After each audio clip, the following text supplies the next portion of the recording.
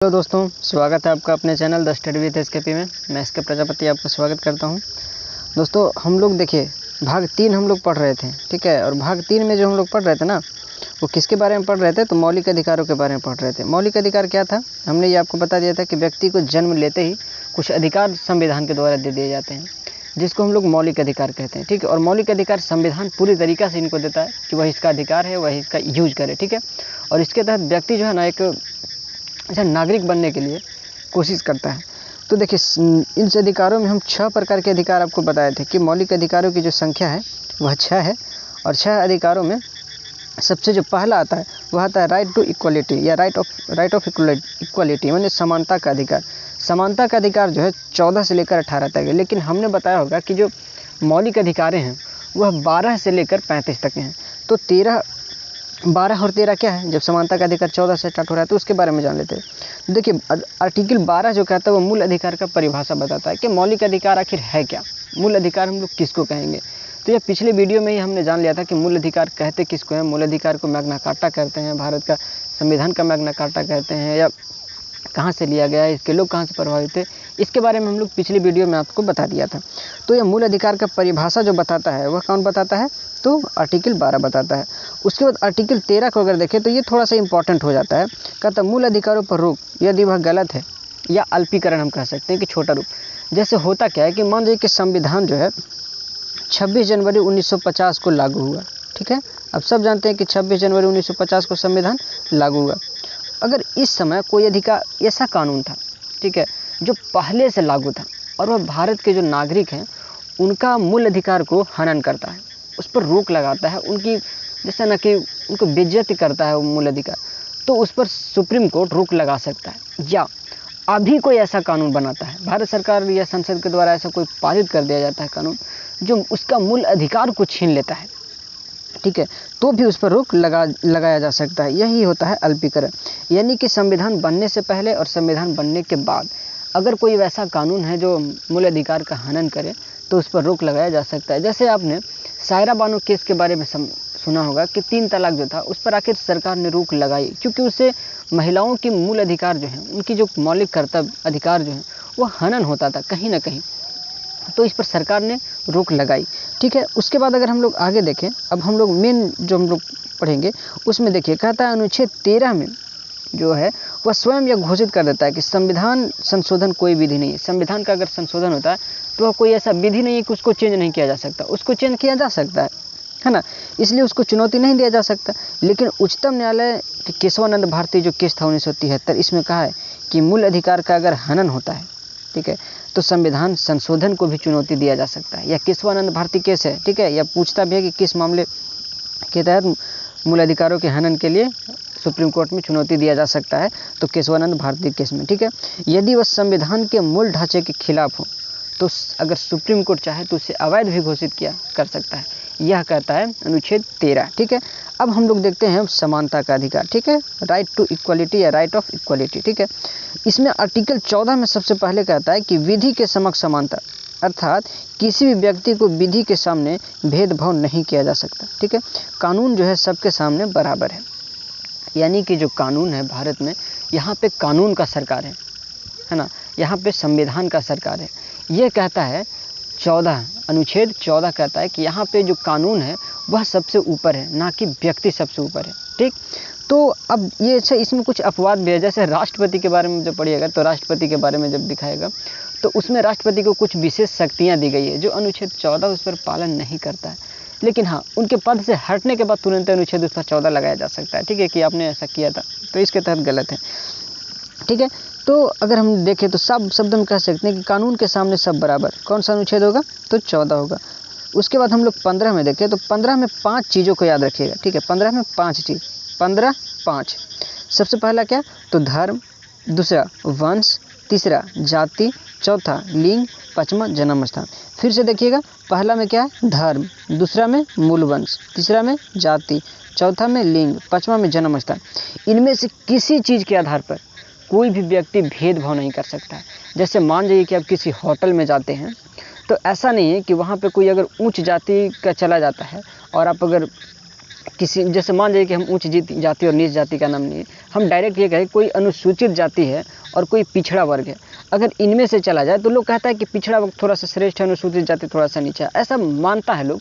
तो ऐसा नहीं है कि पिछड़ा वर्ग को कोई अच्छी सी टेबल पे बैठा है और अनुसूचित जाति को कोई खराब टेबल, इसके ऐसा अगर व्यवस्था करता है होटल वगैरह में तो अनुच्छेद 15 के तहत सुप्रीम कोर्ट में जाया जा सकता है। ठीक है, अनुच्छेद 15 के तहत उस पर केस किया जा सकता है सुप्रीम कोर्ट में। तो केस सुप्रीम कोर्ट में करता है अनुच्छेद 32 के तहत, ये आगे बताएंगे। ठीक है, यह डायरेक्ट जा सकता है। ठीक है, ये कहता है कि भेदभाव नहीं किया जा सकता 5 चीज़ों पर। ठीक है, उसके बाद अनुच्छेद 16 कहता है लोक नियोजन में अवसर की समता। लोक नियोजन का मतलब समझते हैं क्या होता है? नौकरी वगैरह जो आप सुने होंगे ना, नौकरी वगैरह जो है इसमें अवसर की समानता है, सबको समान अवसर दिया जाएगा। ऐसा नहीं है कि किसी अनुसूचित जाति को ज़्यादा अवसर दिया जाए और अत्यंत पिछड़ा वर्ग को कम दिया जाए, इस तरीक़ा से नहीं है, उन सबको समान अवसर दिया जाएगा। और इसी के तहत याद रखिए कि आरक्षण का व्यवस्था जो है ना इसी के तहत है। ठीक है, आरक्षण गलत नहीं है, समझने वाले लोग, कहने वाले लोग गलत कहते हैं।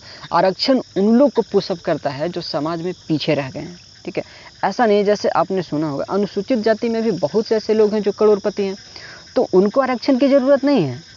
अगर वह आरक्षण का लाभ उठाते हैं तो यह गलत है, उनको ये समझना चाहिए कि आरक्षण मेरे लिए नहीं है। लेकिन अनुसूचित जाति में जो नीचे तबके के लोग हैं, आरक्षण उनको इसलिए दिया जाता है ताकि वह उनके लेवल में आ सके। तो इस टाइप के यह लेवल को एक करने के लिए आरक्षण की व्यवस्था है। ठीक है, तो यह अनुच्छेद 16 के तहत किया जाता है। इसी में आता है एक मंडल आयोग। मंडल आयोग के बारे में हम लोग एक सेपरेट वीडियो के बारे में पढ़ेंगे कि मंडल आयोग आखिर था क्यों, आया क्यों था। उसके बाद अनुच्छेद अगर 17 हम लोग देखें तो अनुच्छेद 17 में कहता है अस्पृश्यता का अंत या छुआछूत का अंत। अस्पृश्यता का मतलब आप लोग छुआछूत समझे होंगे कि जैसे नीची जाति को हम नहीं छुएंगे, ऊंची जाति तो मेरे साथ में नहीं बैठो, बराबरी का जो भाव होता है ना उसको हटा देना, तो इसका अंत कर दिया गया। ठीक है, छुआछूत का अंत कर दिया गया अनुच्छेद 17 के तहत। आप लोग सुने होंगे कि जैसे हाल फिलहाल में बिहार के मुख्यमंत्री जब बने थे जीतन राम मांझी, तो किसी मंदिर में जब वो गए थे तो मंदिर में प्रवेश करने के बाद जब वहाँ पूजा वगैरह हो गया और जब जीतन राम मांझी चले गए तो उस मंदिर को धुलवा दिया गया था। तो यह छुआछूत वहाँ के लोगों ने ऐसा माना, कहा जाता है कि वह छुआछूत की ऐसी भावना थी जिसके तहत ऐसा किया गया था। तो ये गलत था, ऐसा नहीं होना चाहिए। उसके बाद देखिए जन सुरक्षा अधिकार अधिनियम 1955 के द्वारा छुआछूत को दंडनीय अपराध घोषित कर दिया गया। अगर कोई छुआछूत करता है, मान जाइए कि आप मंदिर में जा रहे हैं, आपको कोई नहीं ढुकने दे, कह दे कि आप तुम नीचे जाति से हो, तुमको नहीं आने देंगे, तो उसको दंडनीय अपराध है। उसको 6 माह के लिए उसी में जेल हो सकता है या 500 रुपये उसको जुर्माना लग सकता है। ठीक है, यह अनुच्छेद 17 के तहत कहता है कि 6 महीना का जेल हो जाएगा अगर कोई छुआछूत करेगा तो। ठीक है, यह क्वेश्चन पूछा भी है कि छुआछूत के विरोधी में आपको कितने साल की जेल हो सकती है। ठीक है, तो वह 6 माह का 500 रुपये का जुर्माना हो सकता है। जो व्यक्ति इसके तहत दोषी पाया जाएगा उसको संसद या राज्य विधानमंडल चुनाव के लिए अयोग्य भी करार दे दिया जा सकता है। मान लीजिए कि ऐसा कोई व्यक्ति करता है तो वह कोई चुनाव वगैरह नहीं लड़ सकता है, उस पर सुप्रीम कोर्ट रोक लगा दे सकता है कि तुम ऐसा अभी से कर रहे हो तो चुनाव जीतने के बाद, संसद में जाने के बाद तुम बहुत बड़ा कुछ कांड कर सकते हो, तो यह रोक लगा दे सकता है। उसके बाद अनुच्छेद 18 जब हम लोग पढ़ेंगे तो अनुच्छेद 18 कहता है उपाधि का अंत। आप लोग उपाधि के नाम सुने हैं कि उपाधि क्या चीज़ होता है। ठीक है, उपाधि जैसे होता है ना कि कोई, जैसे आप लोग पहले सुना होगा कि महाराजा है, राज बहादुर है, राय बहादुर है, राय साहब है, दीवान साहब है, ये सब आप लोग किताबों में पढ़ा होगा, प्रेमचंद वगैरह की जब किताबें पढ़ेंगे तो उसमें, तो ये सभी उपाधि जो थी कहीं ना कहीं लोगों में ऊंच नीच की भावना को पैदा करता था, तो यह समानता तो था नहीं।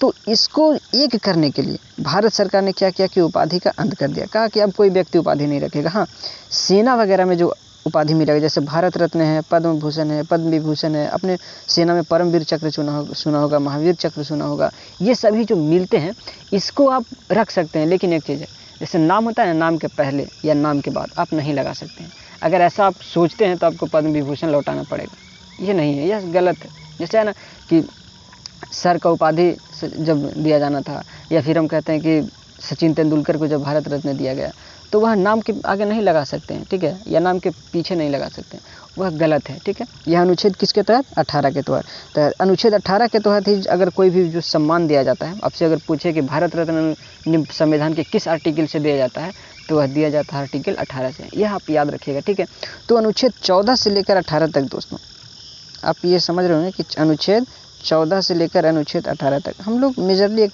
छोटे रूप में कंप्लीट कर लें, एक आसान भाषा में समझ गए कि 12 जो होगा स्टार्टिंग उसका परिभाषा बताएगा, 13 उसका किस तरीक़े से अल्पीकरण करना है, कब हटा देना है, कब नहीं हटाना, उसके बारे में बताएगा, 14 में सब कानून के सामने बराबर होगा, 15 में कोई भेदभाव नहीं करेगा, है ना, 16 में अवसर की सबका समानता होगा, 17 में अस्पृश्यता छुआछूत का अंत हो जाएगा, 18 में उपाधि का अंत हो जाएगा। इस तरीक़े से हमने आपको बता दिया। तो इस वीडियो को आप अगर समझ में नहीं आता है दोबारा देखिएगा और देख करके समझने का प्रयास कीजिएगा। क्योंकि देखिए अभी अगर हम इसका ट्रिक आपको बताते हैं ना, तो ट्रिक जो होता है ना, देखिए पहले आप किताब में है क्या उसको पढ़ लीजिए, उसके बाद अगर ट्रिक पढ़ेंगे ना तो आपको समझने में आसानी होगी। क्योंकि और पहले अगर ट्रिक बता दें तो फिर इसको आप ब्रॉडली नहीं समझ पाइएगा, बड़े स्तर पर नहीं समझ पाइएगा। तो इसलिए हम अभी ट्रिक को नहीं बता रहे हैं। फिर आपको हम ट्रिक में बताएंगे, ऐसी बात नहीं कि ट्रिक में इसको हम लोग अप्लाई करेंगे, लेकिन इसको पहले पढ़ लेने के बाद फिर मिलेंगे आपको ऐसे ही अगले वीडियो में। तब तक के लिए धन्यवाद।